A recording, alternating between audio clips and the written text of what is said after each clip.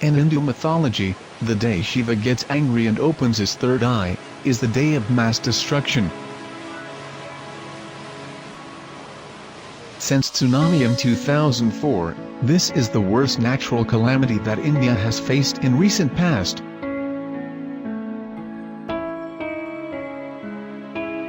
June 16 and 17, 2013. That is the day when multiple cloud bursts in the state of Uttrakhand caused widespread devastation in the areas of Kedarnath.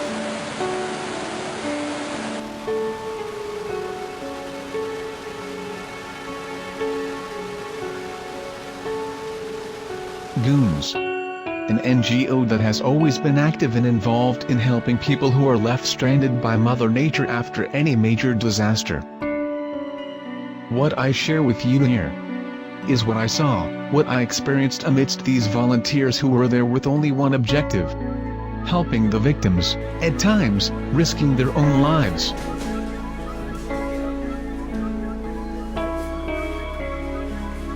While at Rishikesh, we met Anchu, founder member of Goons.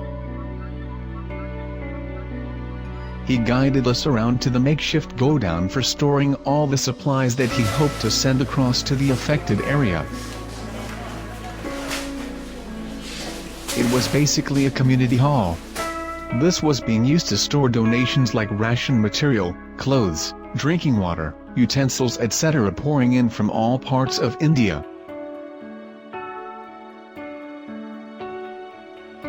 The entire team of Goons was also using the same place as their shelter and would watch over the material. My friend, Basant, and I decided to load some of the supplies in our vehicle and take it to the Goons team, which was based at Gutkashi. The regular route that one would usually undertake from Rishikesh towards Kedarnath was closed, being the primary affected area. So we had to take an alternate route via Teri Dam. Our travel time was doubled from 6 to 8 hours to 12 hours to reach Gutkashi.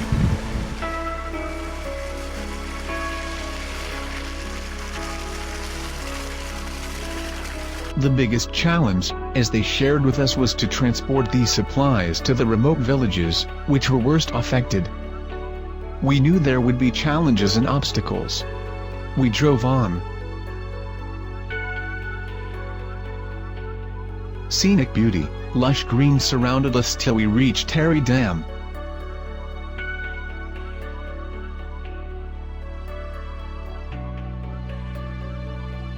After Teri Dam, it was a different picture altogether.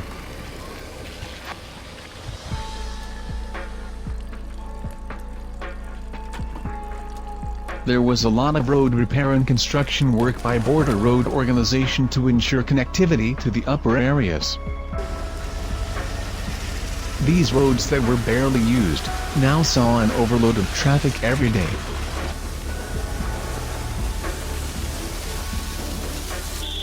As we drove on, the sights around got depressing and at times scary.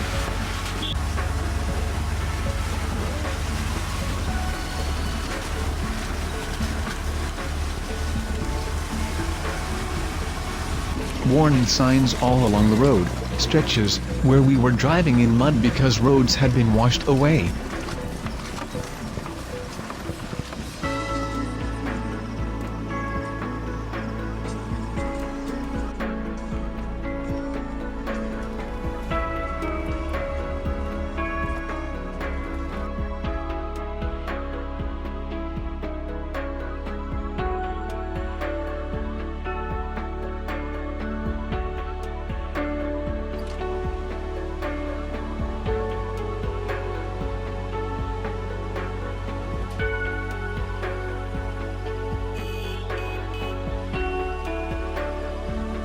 Thankfully, we crossed this all safely and kept moving.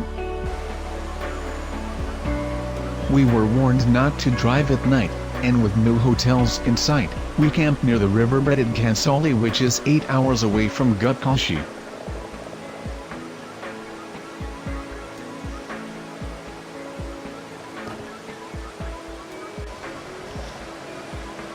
We cooked a simple meal and rested for a few hours that night.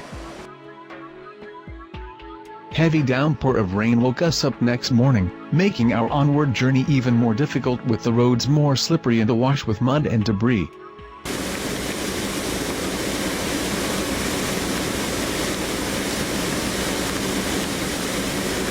En route, we got stranded at a place, due to a recent landslide. We cleared the way for ourselves. हाँ बस उसको ठीक है वहाँ पे एक और लगाना पड़ेगा ना चलो चलो ऊपर के लिए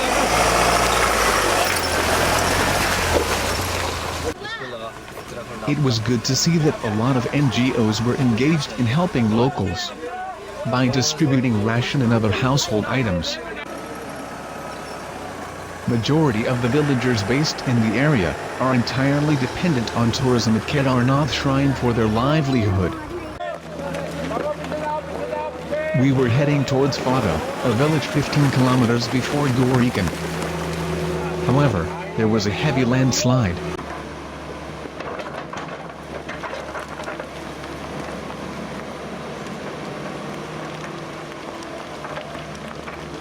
We had to come back to Guptkashi and offload the supplies in a temporary shelter offered by a helpful local villager Mr. Bahugina. Rajat, another Goons volunteer, took 10 days off from his job and came with a truck of relief material. The basic utilities like electricity were not there and raining heavily incessantly. Our first meeting with Goons volunteers was held under dark to assess the current situation and they had experiences to share. Next morning, Mr. Bahuguna invited all Goons volunteers for breakfast and there we met a local survivor. और रात को अचानक flood आ गया तो मेरे को पता नहीं हुआ कि पानी किस समय आ रहा है। जैसे मैं वहीं नीचे नदी में टॉर्च लगा रहा था तब तक पानी उससे जल्दी मेरे ऊपर मर गया। आँख बंद करने में टाइम लगा मेरे को, पानी आते समय टाइम नहीं लगा मेरे को। अपने बचने के चक्कर में मैं बच गया था, पहले फ्रंट में बच गया था, उसके चक्कर में 5 लड़के और बचाए मैंने। वो चिल्ला रहे थे मम्मी मम्मी कर रहा था, उसमें मैंने उसको बचा के उसमें मेरे घाव लगे थे। यही करने उसके बाद रात भर हम जंगल में घूमते रहे। फिर सुबह वहाँ से 4 बजे निकले, फिर वहाँ से चौमासी होकर निकल के कालीमठ गुप्तकाशी की चौथे दिन में घर पहुँचे। खाना पीना चौमासी वालों ने पूरी व्यवस्था की, हमारे कपड़े धुले थे, हमारे खाना पीना दिया, पूरे व्यवस्था की रात को। Arkshana, another social worker told us that across this river there are roughly 1,800 families residing in this belt.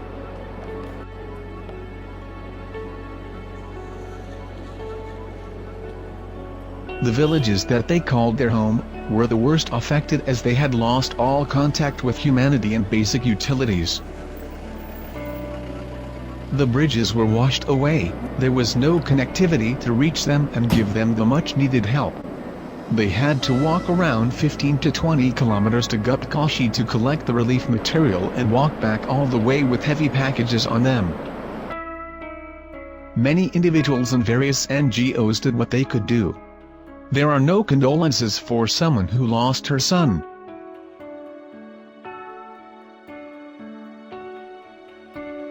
Or someone who lost his job, his workplace, and above all his friends. Could this calamity be avoided? Could the warnings be more precise and clearer? Why did God do this to his own devotees? Could there be a better crisis management? All these debates and discussions are futile and without a point. What is important is the survival and rehabilitation of those who have suffered.